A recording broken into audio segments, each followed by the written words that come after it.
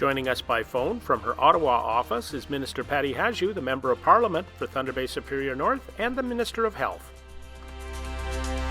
Minister Hajdu, good morning, and once again, thanks for taking the time. Thank you very much for having me. This is going into weeks and weeks, and what do our readers and viewers need to know?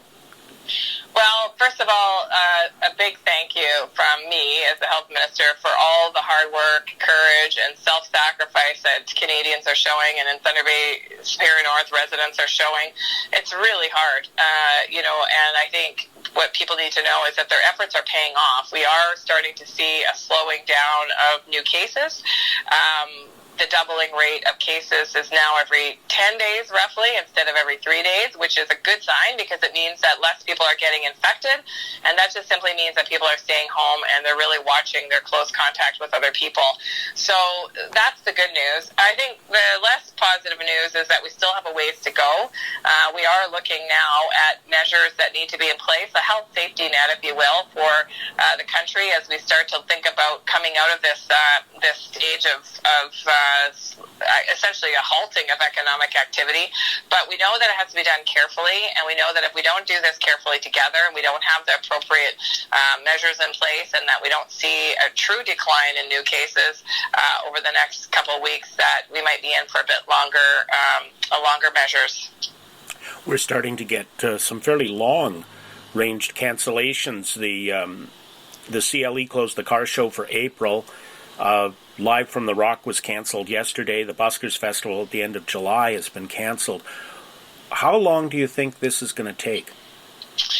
Well, I think it's going to happen in stages, my gut tells me, because I think about, if we don't have a treatment for severe cases of COVID or a vaccine to prevent the widespread infection of COVID-19, it's going to really change people's behaviors, and people are not going to want to congregate in closed spaces or, are not going to want to be at big crowds in events where there's big crowds. So I think, when you think about events that might bring a lot of people together in close spaces like that, and a lot of touching of surfaces such as car shows or the like, I think you can rightly understand why the organizers are worried about whether or not their event is going to be something that's safe to hold. And I think the second question is whether people will want to attend those events while we still are in a period of uncertainty about this disease. The Government of Canada is bringing in a lot of measures to help people. What can you share with us? Well, first of all, I want to thank the civil servants who have been working night and day to launch new measures in historic speeds that are really about alleviating the financial suffering of Canadians and trying to make sure that everyone has something. And so we've got, for example, the CERB, which has been rolling out money to Canadians who have lost their jobs or are laid off or caring for someone who is sick, etc., or people that are stuck at home with children, for example, that normally would be in school. These are measures to help alleviate some of that financial pain. We've got a wage subsidy for employers. There's a calculator online now, by the way, for employers so that they can go in and figure out what they're eligible for and for what period of time. And we've got a number of other measures to support students, for example, the alleviation of loans and expansion of Canada Summer Jobs. These are all things that we're trying to do to make sure that no matter who it is, there's some measure of financial safety during these very difficult economic times as well. Probably not quite what you thought you'd be doing in 2020 as the Health Minister and MP for Thunder Bay Superior North.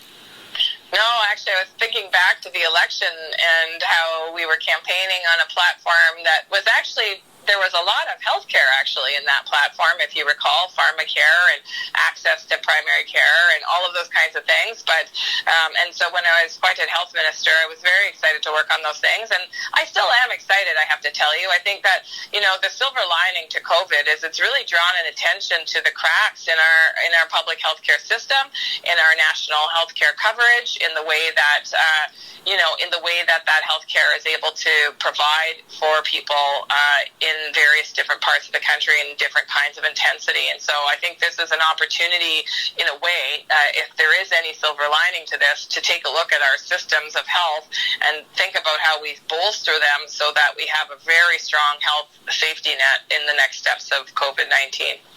Minister Hajdu, again, thank you very much for taking the time. Thank you very much for the interview, James. Have a good day. You too. Okay, bye-bye. Hit that subscribe button, hit that like button, share this video, and keep up to date on what's going on.